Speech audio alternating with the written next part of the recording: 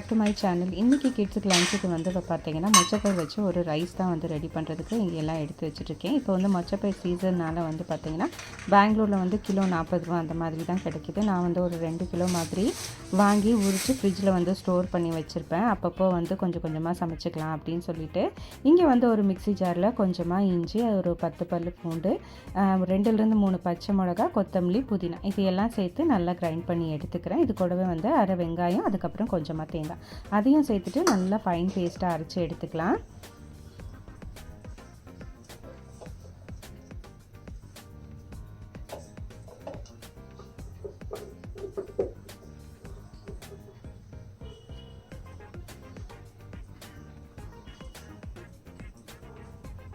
So இது கூடவே வந்து பார்த்திங்கன்னா 2 தக்காளியும் சேர்த்து நல்லா ஒரு ஃபைன் பேஸ்ட்டாக அரைச்சி எடுத்துக்கிறேன்.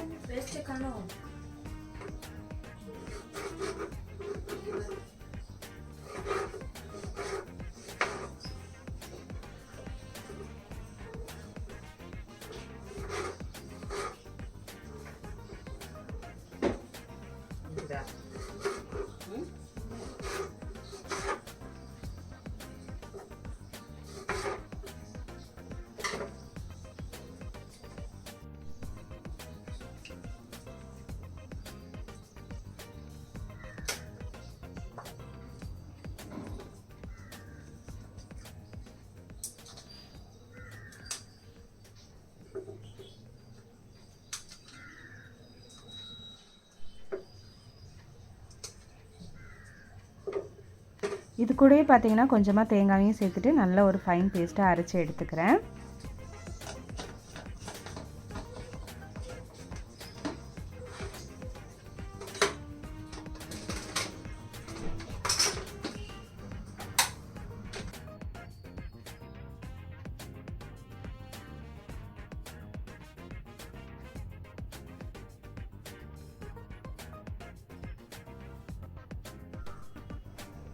ஸோ அவ்வளோதான் அரைச்சாச்சு. இங்கே வந்து குக்கர் வச்சுட்டு குக்கரில் கொஞ்சமாக நெய், அதுக்கப்புறம் எண்ணெய் ரெண்டையும் சேர்த்து எண்ணெய் நெய் நல்லா சூடானதுக்கப்புறம் பட்டை, ஏலக்காய், கிராம்பு போட்டு தாளிச்சிட்டு ஒரே ஒரு பிரிஞ்சி இலையும் போட்டு தாளிச்சுக்கிறேன்.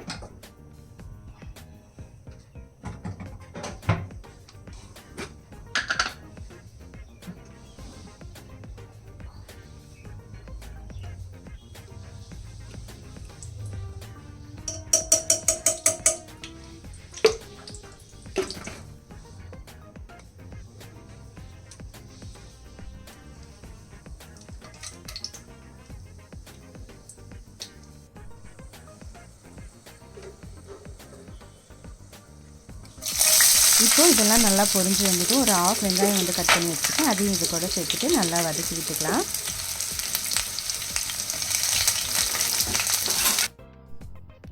ஸோ கட் பண்ணி வச்சுருக்க வெங்காயத்தையும் சேர்த்துட்டு நல்லா வதக்கி விட்டுக்கிறேன்.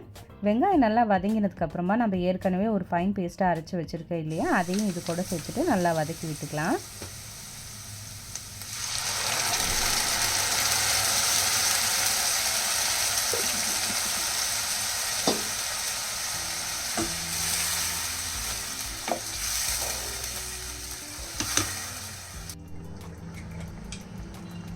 ஸோ இதையும் சேர்த்துட்டு ஒரு 2 நிமிஷம் வதங்கினதுக்கப்புறமா இதுக்கு தேவையான உப்பு, மஞ்சத்தூள், அதுக்கப்புறம் மிளகாத்தூள் இதையும் சேர்த்துட்டு நல்லா வதக்கி விட்டுக்கிறேன். இது கூடவே வந்து பார்த்திங்கன்னா நான் ஒரே ஒரு உருளைக்கிழங்கு வந்து கட் பண்ணி வச்சுருக்கேன். அதையும் இது கூட சேர்த்துக்கிறேன்.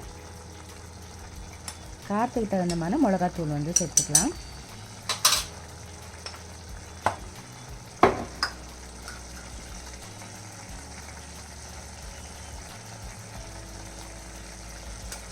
இந்த ரெசிபிக்கு தேவையான உப்பு சேர்த்துட்டு இதெல்லாம் நல்லா மிக்ஸ் பண்ணி வச்சுட்டு ஒரே ஒரு உருளைக்கிழங்கு கட் பண்ணி வச்சுட்டு அதையும் இது கூட சேர்த்துக்கிறேன்.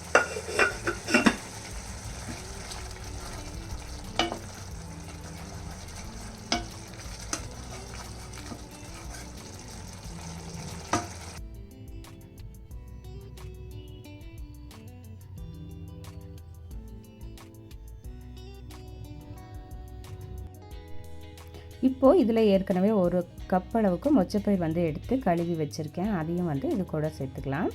இதையும் சேர்த்துட்டு நல்லா மிக்ஸ் பண்ணி விட்டுட்டு நான் ரைஸ் வந்து ஊற வச்சு வச்சுருக்கேன். அதையும் இது கூட சேர்த்துட்டு தேவையான அளவுக்கு தண்ணி சேர்த்துட்டு ஒரு 3 விசில் வச்சு எடுத்தோம்னா சூப்பரான டேஸ்டியான ஒரு ரெசிபி வந்து ரெடி ஆகிடும். கண்டிப்பாக ட்ரை பண்ணி பாருங்கள்.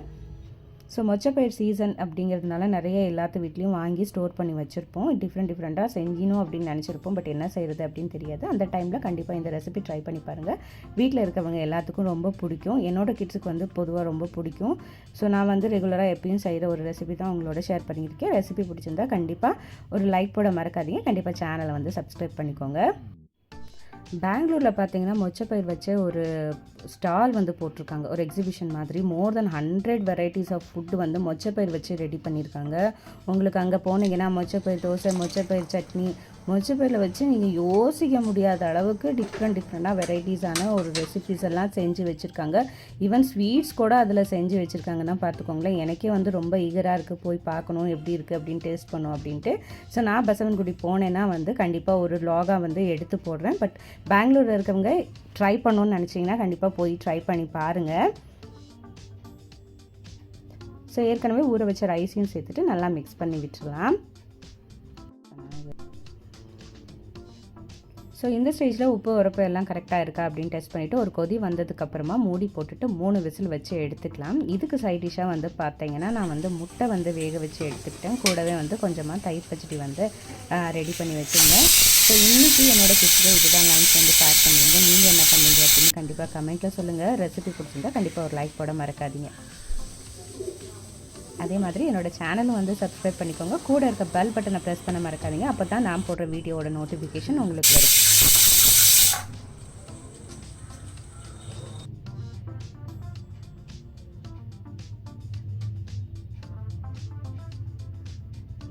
ஸோ அவ்வளோதாங்க, சூப்பரான மொச்சப்பருப்பு சாதம் வந்து சூப்பராக ரெடி ஆயிடுச்சு. நல்லா இந்த மாதிரி கலந்து விட்டுட்டு பாக்ஸில் வந்து கொஞ்சமாக ஆறுனதுக்கப்புறம் போட்டுக்கிறேன்.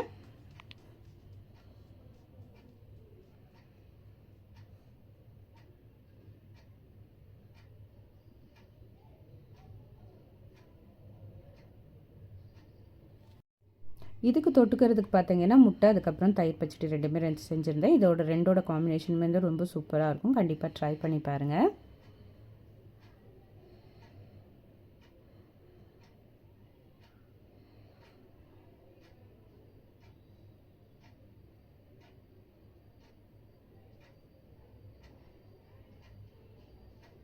ஸோ இன்றைக்கி எங்கள் வீட்டில் இதுதான் லஞ்ச். நீங்கள் என்ன செஞ்சீங்க அப்படின்னு கமெண்ட்டில் சொல்லுங்கள். Meet you in the next interesting video. Until then, bye from Masha and thanks for watching. Bye.